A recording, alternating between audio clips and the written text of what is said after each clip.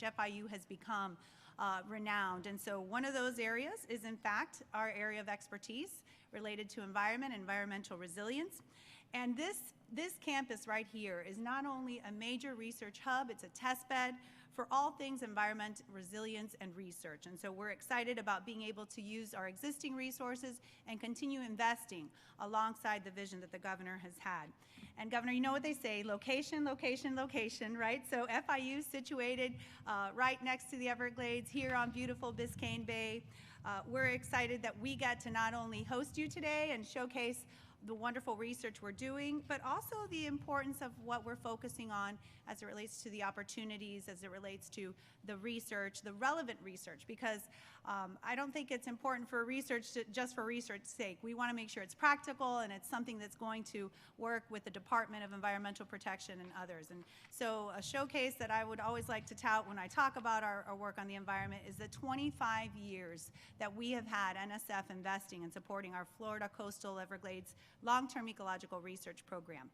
We also have the world-renowned Wall of Wind, a national facility and a model that simulates Category 5 hurricane force winds. And I know we're glad that this year we are unscathed as it relates to hurricanes.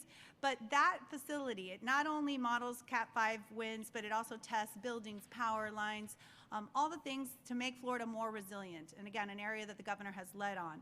And so we're looking forward to working with you, Governor, and making sure that FIU, as we upgrade, as we enhance, and as we establish all the assets that we have to make us the state's, and I would say the nation's, premier disaster preparedness center of excellence. We are, again, very thankful that you would come here.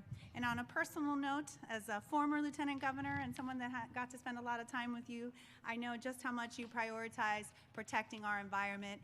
I don't think the state of Florida, the country, and the world could give you enough thanks for what you've done to lead on that issue. So with that, I will turn it over to you, Governor, and thank you again for being here.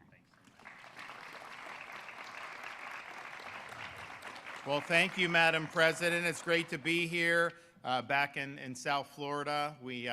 I was like, when we were coming down, I'm like, is Art Basel over? Because that's a zoo. And so they're like, yeah, it's over. I'm like, all right, good. I just want to make sure. Not that the traffic was good, but it would have been even worse. And so I want to thank Jeanette for what she's done for the state and in this new role. She's doing a fantastic job, and FIU is really on the rise, and I'm excited for you guys. We also have Alexis Lambert, our Florida DEP Secretary, Drew Bartlett, South Florida Water Management District Executive Director. I think we have some mayors. Some of the South Florida mayors are down here. Homestead, North Miami Beach, and Miami Beach. You know, we had to work on the spring break a few years ago with Miami Beach. I mean, it was incredible what was going on. So I was like, you know, I told the mayor when he got elected, I said, why don't we just deal with it on the front end instead of having to call us in the middle, the highway patrol, when everything gets out. And I'll tell you, it's worked very well the last couple years. We also have representatives from Mote Marine Lab, Newfound Harbor Marine Institute, the Reef Institute, and the playoff-bound University of Miami Hurricanes. That was, you know, I had to chime in a little bit on that. It was the type of thing where we had 2 years ago, Florida State was undefeated, won the conference and got excluded from, that was only 4 teams then got excluded. You know, that was a huge, huge issue, and really was a black mark for the whole college, the politics of this. And then, so this one, you know, you had kind of Notre Dame, Miami, similar records, but, you know, we had a game here, right? And they did that. You know, my son is in 2nd grade. He's all he cares about is Florida State. Well, they're not making it, right? So I was like, well, who do you think should make it? There's 2 slots, Miami, Notre Dame, and Alabama. He says, Miami and Notre Dame. I was like, well, why not Alabama? He's like, because 2 years ago, Alabama took Florida State's spot in the playoff, and he's still not over that. So, you know, so we'll see. So I wish them well. You know, we haven't had a team make the playoff for a while. I think Florida State made it the first year of the playoff. The University of Florida's never made it. It's the first time the U has made it. So I wish them all the luck in the world. I think it's very, very exciting for the community down here. We have done a lot, as Jeanette mentioned, on environmental restoration. This was something that a lot of people cared about. There wasn't a lot of momentum behind it, particularly with respect to Everglades and the springs and the Indian River Lagoon and in Biscayne Bay. So we put our money where our mouth is. set out to do the most ambitious program that the state has ever done. We not only met those expectations and goals, but we've exceeded those expectations and goals, and we are looking at historic support for these restoration projects. We've done things like the C-43 and the C-44 reservoir. We've done our part of the Everglades Agricultural Area Reservoir, and we even did a historic agreement with the Trump administration so that they delegate some of the federal projects to us to complete, since we do it so much quicker in Florida. And so we've broken ground on 2 major projects already, and I don't think those projects would have broken ground for years had we not gotten it. And so now, because of that agreement with the Trump administration, the completion date on all of the EAA south of the lake infrastructure is now moved forward 5 years. So under Biden, it was going to be 2034. Now we got it for 2029, and that's going to really be a historic thing. So we have funded more than 1,174 projects across the state designed to reduce harmful nutrients in our waterways, massive reductions in nitrogen and phosphorus each year. We have completed more projects than has ever been completed in this time frame, and I think people look to see what's going on in the Everglades, and they're very, very pleased with really the tangible accomplishments. When you look at Biscayne Bay, you look at the salinity there, it's changed for the positive. Why? Because water's moving down south like God intended, and it's now reaching there. It's a natural filtration system. You need this. You even see the flora and fauna in the Everglades. People are noticing some of the things that they hadn't seen. Hopefully even more as we get more of these pythons out of there. You know, we got huge increase in python removals now this year. So we have a new program, and we're going to keep doing all of that. So we have done major stuff for the Florida Everglades, but we've also done things for water resources writ large, not just simply Everglades, but a whole host of other things. The Indian River Lagoon has been a huge thing. Florida springs. I mean, if you go to different parts of the state, we have the best springs of any place in the country. Major restorations that have been done there. Now, here in South Florida, one of the things we've done that is related, but not the same as Everglades restoration is the reduction or the restoration of Biscayne Bay. And we launched this project, I think in 2021, and after today's award, grant awards, we will have reached $100 million in support for Biscayne Bay restoration.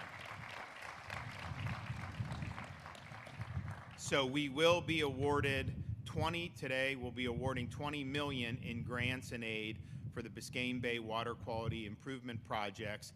These grants will support a total of 8 projects, including 6 new projects and supplemental funding for 2 existing and expanding projects. And the recipients include Miami-Dade County, cities of South Beach, Homestead, and Miami Beach, North Miami Beach Water, and the town of Cutler Bay and Miami Shores Village.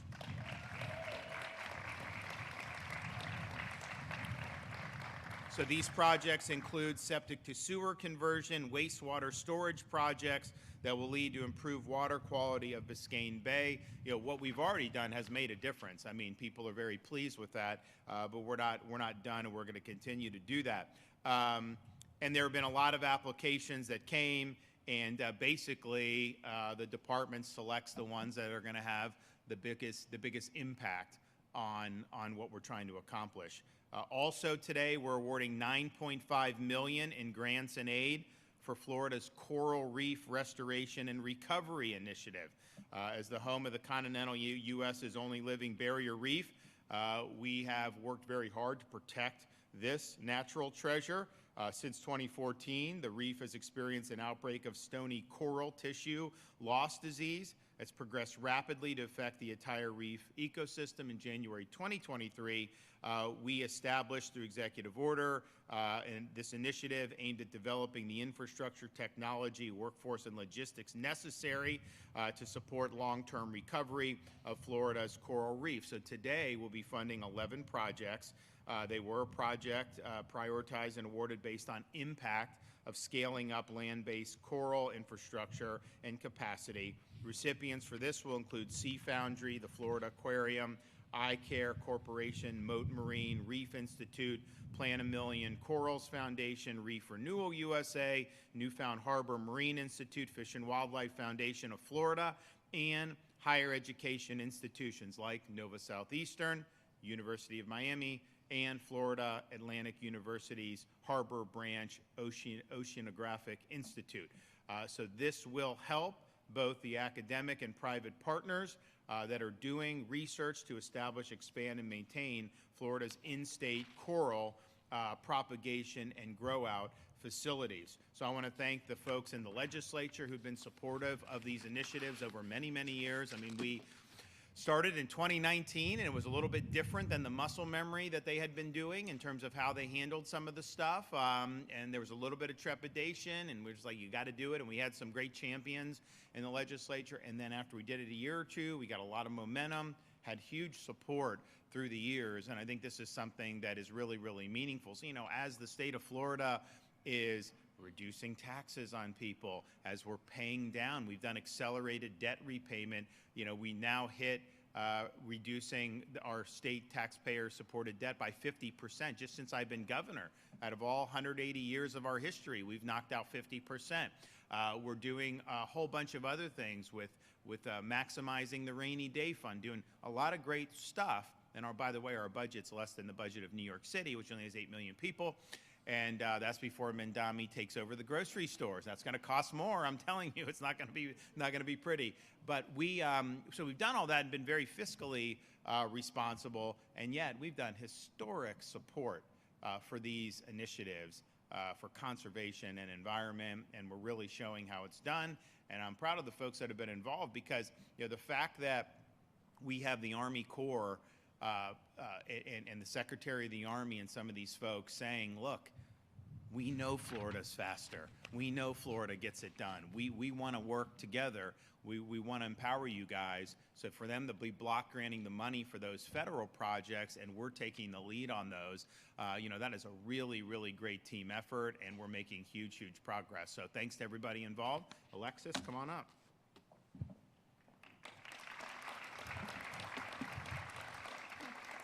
Good morning. Thank you, Governor. Thank you, President Nunez and FIU, for hosting us here this morning. It's great to be here on windy Biscayne Bay. Few places in Florida show the connection between our environment and our economy more clearly than this one. The Bay supports millions of Floridians, including one of the busiest cruise ports in the world, and it plays a vital role in the health of Florida's coral reef. Together, the Bay and the Reef generate $64 billion in economic output and support 440,000 jobs in the region. Under Governor DeSantis' leadership and with the support of the Florida legislature, we're taking decisive action to protect these waters and the communities that depend on them. Today's awards build on the coordinated effort launched in 2021 with the creation of the Biscayne Bay Commission, which brings key stakeholders together to carry out a clear plan for restoring this vital resource.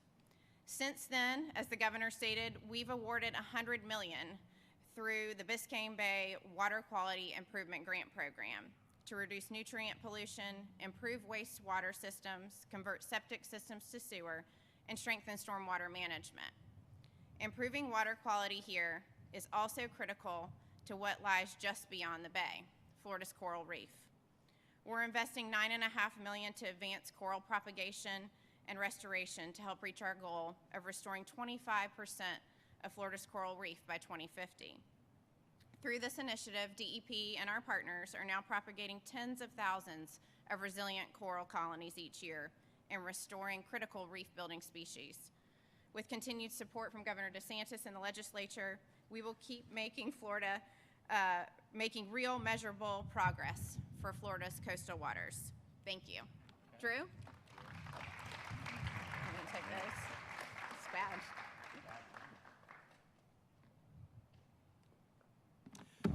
Thank you, Governor. I'm Drew Bartlett, Executive Director for the South Florida Water Management District, and $64 billion economy coming out of Biscayne Bay for the state of Florida. That's a big economy, a lot of jobs. But I didn't need a study to tell me that, because my wife and I, we plan a trip to Biscayne Bay every year. And in my last interaction, I was like, honey, I'm making the reservations on the hotel for Biscayne and Miami. She said, make sure you get the bay view. I'm like, okay, checked it. Honey, it's more expensive. I love you too. I guess we're gonna get the bay view. All right, so because it's important to people, it's important to economy, this type of thing. And I've been in the water business since 1992. I started when I was 5. Yes, I know I look young. But what we learn over those years is that infrastructure investment is what is necessary to protect our environmental resources. And for the first 29 years of my career, there was none of this money going into Biscayne Bay, right?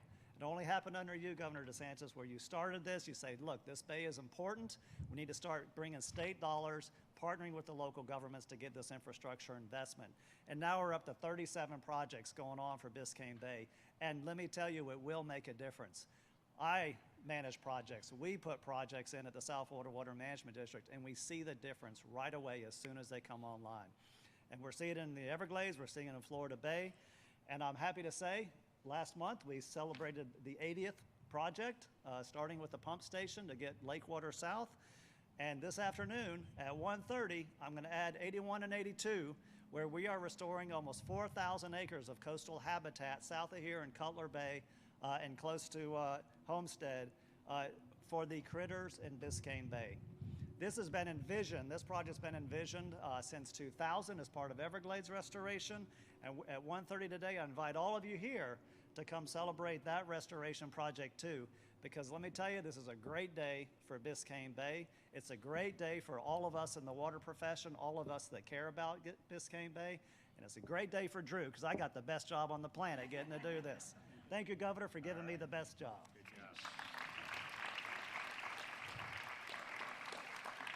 Well, we're excited about this, and we'll be doing our budget very shortly. And the thing I think that I can say is, you're going to see robust commitment, but because we've completed so much stuff, you actually are not going to need to spend the same levels that we've been spending in recent years. I mean, those were really serious investments.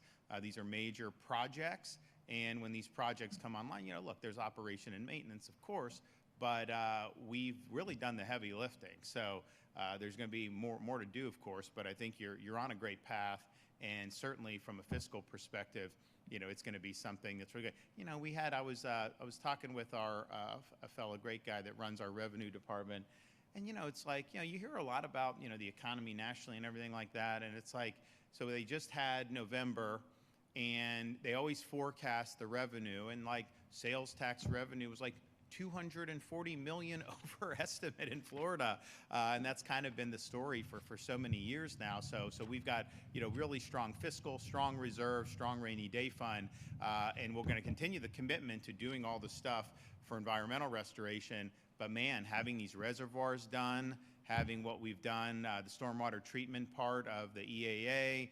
We'll have these pump stations done, not too distant future. All we've done with Tamiami Trail, finishing. I mean, this is really, really major, and it's going to end up being something that people will be thankful for many years. Okay, do we have any questions back there?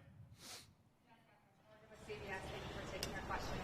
Can you talk about for a second the decision that the state of Florida is now designating CAIR as a terrorist organization, and in about 40 minutes, CAIR is holding a press conference to announce they're suing the state of Florida back, saying that the state of Florida is infringing upon their civil rights. Can you address that, please? Well, I welcome the lawsuit. First of all, I get roll out of bed anymore. Someone's suing us for. I mean, it's like some of it's just lawfare, right?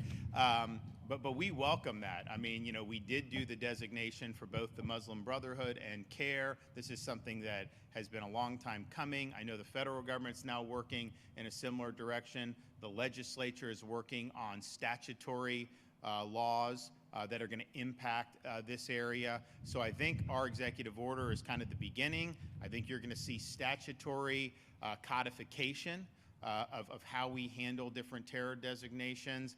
But I welcome the lawsuit, because what will happen is that will give the state of Florida discovery rights to be able to subpoena the bank records, to be able to do that. And honestly, it'd give us even more reason, I believe. And so this is something that I know our Attorney General is ready, willing, and able to be fighting on this.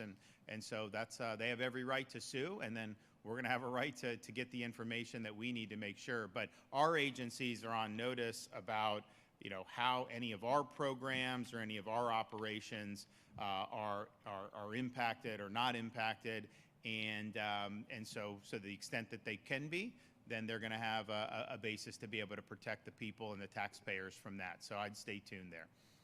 Governor Hannah from Local 10. What's your proof that they have ties to terrorist organizations? Well, first of all, people forget, CAIR was an unindicted co-conspirator in the Holy Land Foundation trial. It was the largest terror financing trial in the history of the United States of America.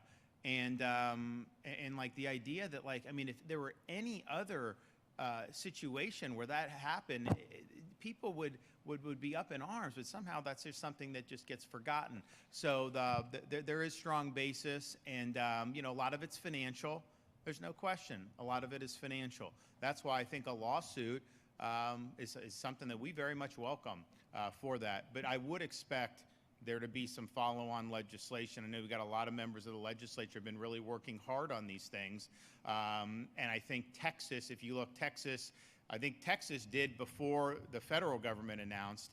And so Texas has a little bit more robust architecture in their statutes than Florida does. I think you're going to see the legislature probably mirror what Texas has done, and ultimately, that's going to be in the best interest of the people. But the money is really significant, and look, we may get a lot of information on this if they bring the lawsuit. So we're definitely not running from that.